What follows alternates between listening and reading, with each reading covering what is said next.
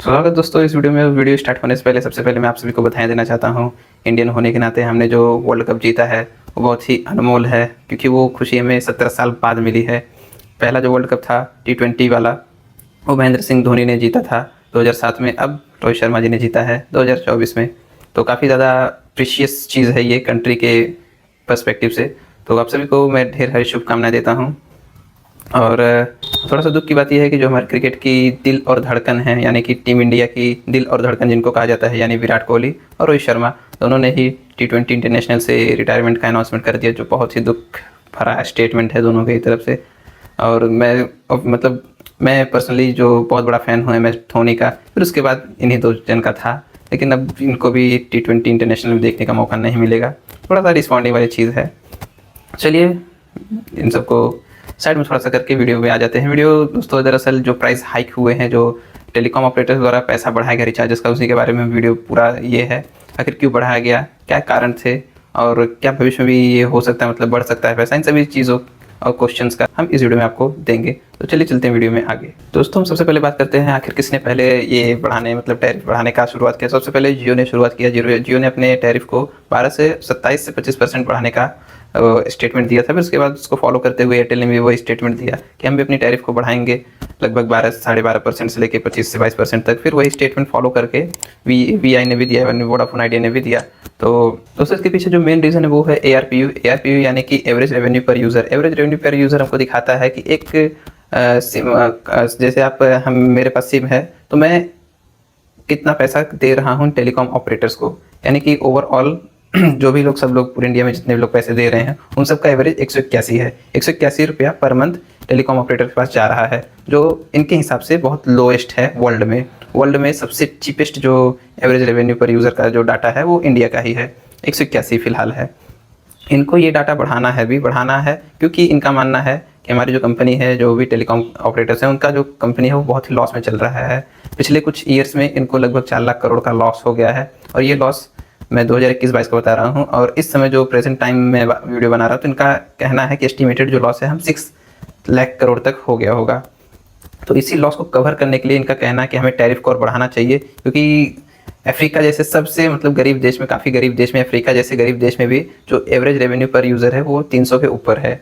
तो इंडिया जैसे अच्छे कंट्री में जो एवरेज रेवेन्यू पर यूज़र है उसको बढ़ाने की आवश्यकता है, ताकि हम और बेहतर सर्विस दे सकें। क्योंकि आपने देखा होगा कि जब 4G से 5G पे ट्रांसफॉर्मेशन हो रहा था तो इन्होंने कोई भी एडिशनल चार्ज नहीं लिया था। आपका जो भी 4G में मिल रहा था वो 5G में मिल रहा था, कोई भी चार्ज नहीं लिया था इन्होंने। यह कहना था कि अगर हम उस समय बढ़ा देते तो काफ़ी लोग ट्रांसफॉर्मेशन नहीं करते, यानी कि 5G मोबाइल लेते ही नहीं, या फिर कुछ 5G सिम नहीं लेते, 4G पे ही वो अटके रहते सस्ते रिचार्जेस की वजह से। तो इनका ये कहना है कि जो हमने सर्विसेज दी है 5G वाली, उसकी रिकवरी हम नहीं कर पा रहे हैं, बहुत लॉस में हम जा रहे हैं। तो उसकी रिकवरी के लिए हमें रिचार्जेस का दाम बढ़ाना पड़ेगा, जो हम सर्विस दे रहे हैं, और जो सर्विस देंगे और बेहतर दे सके, इसके लिए हमें जो ये ARPU है उसको मेंटेन करना होगा, और हम जो लॉस में है उसको भी कवर करना होगा। दोस्तों यहाँ पे कुछ प्लान आपको देख रहे हैं स्क्रीन पे। मंथली प्लान 155 का जो आपको जियो में दिख रहा था वो आपको 189 का मिलेगा, फिर 399 वाला 449 का, फिर 3 मंथ का भी प्लान आपने देखा होगा जो 395 का था वो 479 का हो गया। ऐसा कुछ प्लान आप देख सकते हैं यहाँ पे स्क्रीन पे।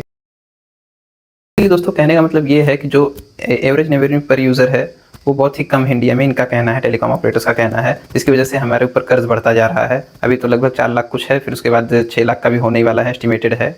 तो इसको ही घटाने के लिए, अपने आप को बेनिफिट लाने के लिए ये सब कर रहे हैं। और इनका ये भी वही है कि अफ्रीका जैसे देश में भी जो एवरेज रेवेन्यू पर यूज़र है वो 300 के ऊपर है, तो हम क्यों नहीं कर सकते हैं। और आपको बता दूं आने वाले समय में, यानी कि लगभग 2025 से लेकर 27 तक, जो एवरेज 27 तक तो जो एवरेज रेवेन्यू पर यूज़र है हमारा 300 के पार पहुंचाने का एस्टीमेट लगाया गया है। मतलब कन्फर्म ही है 2025 में भी एक बार फिर बढ़ेगा, फिर उसके बाद 26-27 चाहे जब बढ़ सकता है, लेकिन धीरे धीरे करके जो एवरेज रेवेन्यू पर यूज़र है वो 200-300 रुपया लेके जाने की इन टेलीकॉम ऑपरेटर्स की पूरी कोशिश है, और हो ही जाएगी वो पूरी। क्योंकि इस समय जो डिजिटल दुनिया है ना, लोग इंटरनेट पर इतना ज़्यादा इंगेज हो चुके हैं कि वो इंटरनेट छोड़ना नहीं चाहते, भले ही वो और पे कर सकते हैं उसके लिए।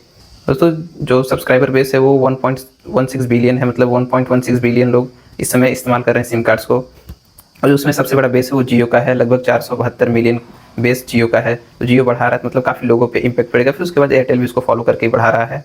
और डेप्थ की बात करें तो यहाँ पे जो डेप्थ है वो लगभग 1,91,000 करोड़ लगभग वोडाफोन के ऊपर है, फिर उसके बाद 1,03,000 करोड़ एयरटेल के ऊपर है, और रिलायंस जियो के ऊपर 42,000 करोड़ का है, और BSNL के ऊपर 40,000 करोड़ का।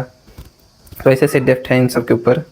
फिर उसके बाद 6 टेलीकॉम टोटल कंपनीज हैं जिनके ऊपर ऐसे ऐसे डेप्थ हैं, और जो टोटल डेप्थ है वो लगभग 4 लाख करोड़ के आसपास का है। और एयरटेल ने दोस्तों लगभग ये साफ ही कर दिया कि हमारा जो ARPU है वो राइज करता ही रहेगा, क्योंकि हमारा जो ARPU है वो बहुत ही कम है अदर कंट्रीज़ के मुकाबले, तो हम इसको राइज करते ही रहेंगे। और इसको बढ़ाने का दोस्तों ये एक हुआ है, झटका लगा है इंडियंस को कि हमें अब 47,000 करोड़ और पे करना होगा इन कंपनीज़ को। 47,000 करोड़ मतलब हमारा इतना घाटा होगा, उनका उतना फ़ायदा होगा। दोस्तों होप आपको इस वीडियो में समझ में आ गया होगा कि ARPU का ही पूरा खेल है। जो एवरेज रेवेन्यू पर यूज़र है उसको ही बढ़ाने की पूरी कोशिश की जा रही है टेलीकॉम ऑपरेटर्स द्वारा, और वो लगभग बढ़ा के 300 पार ले जाना चाहते हैं 2027 तक। यानी कि आपको ये रिचार्जेस और टैरिफ में जो प्राइस इंक्रीज़ होगी वो देखते ही बनते रहे, मतलब देखने को मिलता ही रहेगा। लगभग इस साल भी मिला, फिर अगले साल मिलेगा, हो सकता है 26 में मिले, 27 में तो 300 पार ही हो जाएगा। दोस्तों ARPU हर कंपनी का अलग अलग है, लेकिन जो मकसद है वो सबका सेम है कि 2027 तक इसको 300 तक लेके ही जाना है।